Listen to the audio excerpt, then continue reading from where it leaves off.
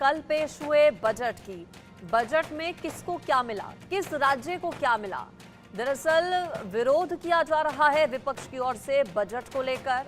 आज जब संसद की कार्यवाही शुरू हुई उससे पहले ही हाथों में बैनर पोस्टर लेकर इंडिया अलायंस के सांसदों की ओर से विरोध शुरू कर दिया गया।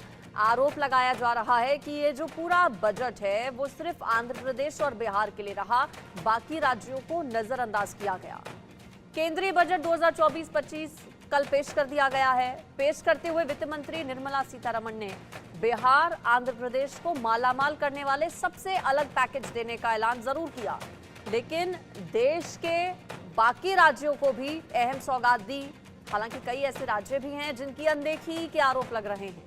मसलन उत्तर प्रदेश, गुजरात, हरियाणा और महाराष्ट्र के अलावा मध्य प्रदेश और छत्तीसगढ़ के लिए भी इस बजट में कोई योजना का ऐलान नहीं किया गया। ये हाल तब है जबकि इस साल के अंत तक 3 बड़े राज्यों महाराष्ट्र, हरियाणा और झारखंड में विधानसभा का चुनाव होने वाला है। बिहार और आंध्र प्रदेश के अलावा वित्त मंत्री ने उत्तर पूर्व के राज्यों के विकास पर भी अहम फोकस किया, लेकिन जिन राज्यों में विधानसभा के चुनाव होने वाले हैं, जिसमें महाराष्ट्र शामिल है, हरियाणा और झारखंड शामिल है, उनके लिए कुछ बहुत ज्यादा बड़े ऐलान इस पैकेज में नहीं थे। रिएक्शंस हमने अलग अलग लिए हैं, कई बड़े चेहरों से बातचीत की है। दिनेश शर्मा, उत्तर प्रदेश के पूर्व उप मुख्यमंत्री, क्या उनकी ओर से कहा गया इस बजट को लेकर, एक बार वो सुनिए। बीजेपी के वरिष्ठ सांसद दिनेश शर्मा जी हमारे साथ में मौजूद है। दिनेश जी, विपक्षी दलों का आरोप है कि बजट में सिर्फ एनडीए के सहयोगी दलों का ध्यान रखा गया है, सरकार बचाने के लिए बजट बनाया गया है, पूरे देश को ध्यान में रख के बजट नहीं बनाया गया। मैं समझता हूँ कि विपक्ष अभी तक तो मैं समझता था कि परिपक्वता का ही परिचय देता रहा है। आज उनके प्रदर्शन से लग रहा है कि वो राजनीतिक रूप में चेतना शून्य हो चुके हैं। उनको शायद ये भी नहीं पता कि जो बजट है उसने हर क्षेत्र को स्पर्श किया है। आज उनके पास ये जवाब नहीं है कि रोजगार वो आरोपित करते थे, आज रोजगार की भरमार करने की कोशिश की गई है। आज महिला सशक्तिकरण से लेकर और युवाओं के रोजगार तक की तमाम व्यवस्थाओं में जहाँ है, वहीं पर किसानों के लिए सरकार ने अपना खजाना खोला है। रक्षा क्षेत्र जिसका जिक्र नहीं आया था कल बजट में भाषण में, उसमें भी 6 लाख करोड़ से ऊपर का बजट उसमें भी है। आज इनके पास कहने को शब्द नहीं है। विपक्ष केवल हंगामा मचाना, दुष्प्रचार करना, भ्रम फैलाना, ये अफवाहों के सरदार हैं आदरणीय राहुल गांधी जी। और उनके द्वारा जो फैलाई गई अफवाहें होती हैं, उनके जो कारिंदे हैं, उनके जो समर्थक हैं, वो पूरी तरीके से उसमें लग जाते हैं कि किसी प्रकार से वो अफवाह फैला सके। लेकिन सर, आप देख रहे हैं इंडिया गठबंधन के सारे नेता नारेबाजी कर रहे हैं, मोदी सरकार आया है, मोदी सरकार की तानाशाही नहीं चलेगी, क्या कहेंगे सर? अब इनको पता है कि मोदी सरकार अब मजबूती के साथ 5 साल नहीं अगले आने वाले समय पर चलने वाली है। ये इसलिए हताश और निराश है। इनका प्रदर्शन आज इनकी हताशा का प्रदर्शन है। ये तो दिनेश शर्मा जिनका कहना है कि अपोजिशन की हताशा का प्रतीक है उनका प्रदर्शन। संजय शर्मा। साल 2024-25 के लिए बजट कल वित्त मंत्री निर्मला सीतारमण की ओर से पेश किया जा चुका है। इस पर कई अलग अलग रिएक्शंस भी आ रहे हैं, वो भी आपको आगे सुनवाएंगे। लेकिन किसको इस बजट में क्या मिला, इस पर एक खास रिपोर्ट देखिए। 3 एक्सप्रेसवे, 1 पावर प्लांट। मोदी के बजट में बम बम बिहार। 58,900 करोड़ का ऐलान। आंध्र प्रदेश को 15,000 करोड़ रुपए। जम्मू कश्मीर को 42,277 करोड़ रुपए देने की घोषणा। मोदी सरकार 3.0 का पहला बजट वित्त मंत्री निर्मला सीतारमण ने पेश कर दिया। बजट के साथ ही सबकी निगाहें इस पर टिकी थी कि केंद्र सरकार का फोकस चुनावी राज्यों पर कितना रहेगा। हालांकि बजट में चुनावी राज्यों को लेकर तो कोई खास ऐलान नहीं किया गया, लेकिन कुछ योजनाएं इन राज्यों के एक बड़े वर्ग को जरूर लाभान्वित कर सकती हैं। इस साल के अंत में महाराष्ट्र, झारखंड और हरियाणा में विधानसभा चुनाव होने वाले हैं। लोकसभा चुनाव में विपक्षी दलों के इंडिया गठबंधन के शानदार प्रदर्शन के बाद अब बीजेपी और एनडीए कोई भी मौका चूकने के मूड में नजर नहीं दिख रहे हैं। वित्त मंत्री निर्मला सीतारमण आंध्र प्रदेश के विकास के लिए 15,000 करोड़ रुपए की व्यवस्था की जाएगी। इसका इस्तेमाल राज्य के विकास और परियोजनाओं को आगे बढ़ाने के लिए किया जाएगा। वहीं बिहार में विभिन्न सड़क परियोजनाओं के लिए 26,000 करोड़ रुपए के परिव्यय का प्रस्ताव रखा गया है। वित्त मंत्री निर्मला सीतारमण ने 2024-25 के अपने बजट में कहा कि केंद्र सरकार बहुपक्षीय विकास एजेंसियों की सहायता के माध्यम से बिहार को वित्तीय सहायता की व्यवस्था करेगी। बिहार में हवाई अड्डे, मेडिकल कॉलेज और खेल संबंधी बुनियादी ढांचा भी स्थापित किए जाएंगे। केंद्र बिहार, झारखंड, पश्चिम बंगाल, उड़ीसा और आंध्र प्रदेश के सर्वांगीण विकास के लिए पूर्वोदय योजना भी लाएगी। महाराष्ट्र, हरियाणा, झारखंड को क्या मिला? इस दिशा में सरकार ने आंध्र प्रदेश पुनर्गठन अधिनियम को ठोस बनाने की पहल की है। सूबे की राजधानी की जरूरतों को पहचानते हुए बहुस्तरीय विकास के एजेंडे पर फोकस किया गया है। बजट में विशेष वित्तीय सहायता देने का ऐलान भी किया गया है। पहाड़ी राज्यों पर भी बजट में फोकस। पिछले साल हिमाचल प्रदेश में भयंकर बाढ़ आई थी, जबकि उत्तराखंड में खदान धंसने से भयावह मंजर देखने को मिला था। ऐसी घटनाओं से संसाधन नष्ट होते हैं और स्थानीय स्तर पर नागरिकों को जीने की बुनियादी सुविधाओं से महरूम रह जाना पड़ता है। वित्त मंत्री ने ऐलान किया है कि यहाँ संसाधन संरक्षण के साथ साथ स्थानीय विकास के लिए बुनियादी ढांचे के पुनर्निर्माण और अलग अलग जगहों से हमारे रिपोर्टर जुड़ गए, उनके पास चलते हैं। अलग अलग जगहों से हमारे रिपोर्टर जुड़ गए, उनके पास चलते हैं। मेरे साथ बिहार से, पटना से शक्ति हैं, दिल्ली से कनिका कटियार जुड़ गई हैं, आशिक मीर श्रीनगर से मेरे साथ हैं और दीपक शर्मा मेरे साथ जुड़ गए हैं। हरियाणा पर हम उनसे चर्चा करेंगे, लेकिन सबसे पहले शक्ति आपके पास आ रही हूँ। आरोप लगाया जा रहा है कि बजट का एक बड़ा हिस्सा जिस पर कब्जा तो बिहार और आंध्र प्रदेश का ही हो गया, बाकी दिया है बिहार को विशेष पैकेज की जो घोषणा की है केंद्र सरकार ने बजट को लेकर, उसके बाद से कहीं न कहीं बिहार में विपक्ष एक बार फिर से जो है हमलावर हो गया है। और विपक्ष खास करके आरजेडी और कांग्रेस की तरफ से कहा जा रहा है कि बिहार को झुंझुना जो है केंद्रीय बजट में थमा दिया गया है। तो दूसरी तरफ अगर हम बात करें सहयोगी दल जेडीयू की, तो जेडीयू की तरफ से मुख्यमंत्री नीतीश कुमार ने स्वागत किया है और जेडीयू के नेताओं ने कहा है कि बिहार को भले विशेष राज्य का दर्जा नहीं मिला हो, लेकिन बिहार को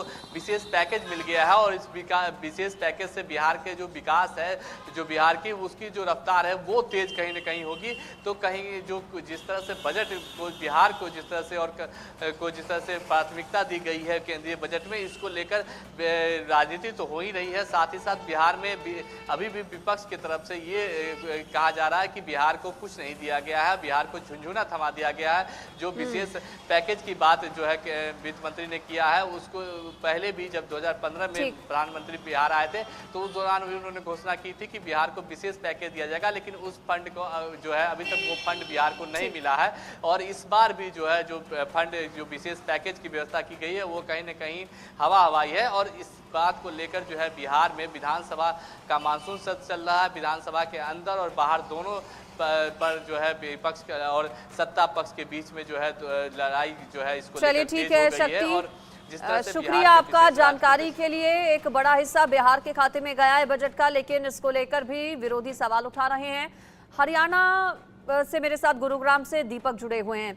दीपक, कहा जाता है कि चुनावों का और बजट का कहीं ना कहीं कनेक्शन होता है। जिन राज्यों में चुनाव होते हैं उन पर फोकस किया जाता है बजट में, लेकिन इस बार चुनावी राज्यों से ज्यादा गठबंधन का प्रभाव दिखा। हरियाणा में भी विधानसभा के चुनाव हैं, लेकिन बजट में कुछ खास दिखा नहीं हरियाणा के लिए।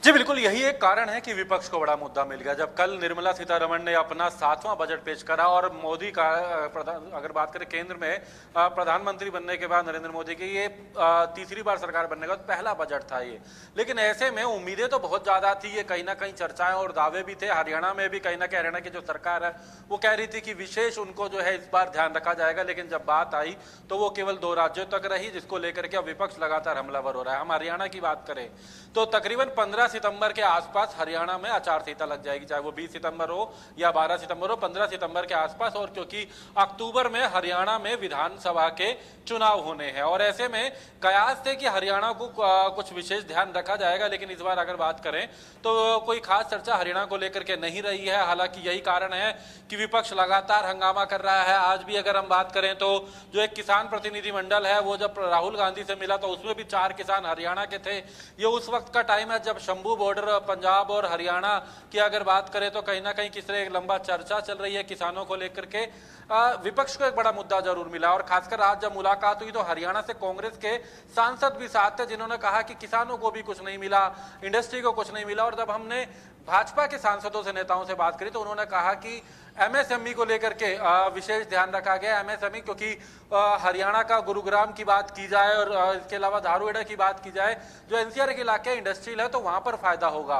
भंडारण को लेकर इनका कहना है कि विशेष सरकार ने ध्यान रखा है, भंडारण को लेकर के एनसीआर आता है और खास इस पे कहीं ना कहीं ध्यान रखा गया। लेकिन वास्तविकता में अगर बात करें तो कहीं ना कहीं विपक्ष को एक बड़ा मुद्दा मिला है। विपक्ष को मुद्दा मिला है कि जब चुनाव आ रहे हैं हरियाणा के तकरीबन 2 महीने बाद ही अगर बात करें तो हरियाणा, महाराष्ट्र, झारखंड ये चुनाव होने हैं और ऐसे में जब इस चुनावी राज्यों को अगर कुछ खास तवज्जो नहीं दी गई या हरियाणा को लेकर के कोई एक ऐसी बड़ी योजना नहीं है जिसको लेकर के कहा जा सके कि ये हरियाणा को मिली है, तो कहीं ना कहीं सरकार हरियाणा के सामने भी, हरियाणा में बीजेपी के सामने बिल्कुल कहा जा रहा है कि भाई भाई बिहार और आंध्र प्रदेश ने पूरे समीकरण बिगाड़ दिए, पूरा जो बजट था वो गड़बड़ा दिया। बहरहाल कल बजट पेश किया गया है, आज विरोध भी बहुत ज्यादा देखने को मिला संसद में। कनिका मेरे साथ दिल्ली से हैं। कार्यवाही किस तरह से चल रही है कनिका? 20-20 घंटे दोनों ही सदनों को चर्चा के लिए दिए गए हैं बजट पर। शुरू होने से पहले ही सत्र, जबरदस्त हंगामा हमने संसद के बाहर देखा, भीतर की क्या तस्वीर? देखिए, बिल्कुल साफ तौर पे केंद्र सरकार के जो बजट जो कि वित्त मंत्री ने कल लागू किया है, जारी किया है, उस पर सबकी निगाहें टिकी हुई थी और जिस तरह से जो है बजट इस बार लाया गया है उसको लेकर अब विपक्ष जो है और पूरा इंडिया अलायंस जो है वो जमकर सरकार पे निशाना साधता हुआ नजर आ रहा है। और आज की वो तस्वीरें अपने आप में बताती है, क्योंकि जिस तरह संसद की कार्यवाही शुरू हुई तो इंडिया अलायंस के तमाम सहयोगी दलों ने संसद के भीतर प्रोटेस्ट भी किया और लगातार जो ऑपोजिशन की ओर से यही कहा जा रहा है कि ये जो बजट है ये केवल मोदी सरकार की सरकार को बचाने के लिए और कुर्सी बचाने के लिए जो है बजट लाया गया है। क्योंकि बिहार की हम लगातार बात कर रहे हैं तो बिल्कुल इस बजट में केवल बिहार और आंध्र प्रदेश को जो है कहीं ना कहीं जो है शामिल किया गया है, वहां के लिए बजट सैंक्शन किया गया है। लेकिन जो बाकी प्रदेश हैं उनको कहीं ना कहीं इस बजट में इग्नोर किया गया है और यही सवाल जो है वो अब विपक्ष भी सवाल खड़े कर रहा है। आज बजट पर चर्चा की शुरुआत हो चुकी है, 20-20 घंटे का समय तय किया गया है। लोकसभा में 20 घंटे चर्चा होगी, राज्यसभा में 20 घंटे चर्चा होगी और लोकसभा में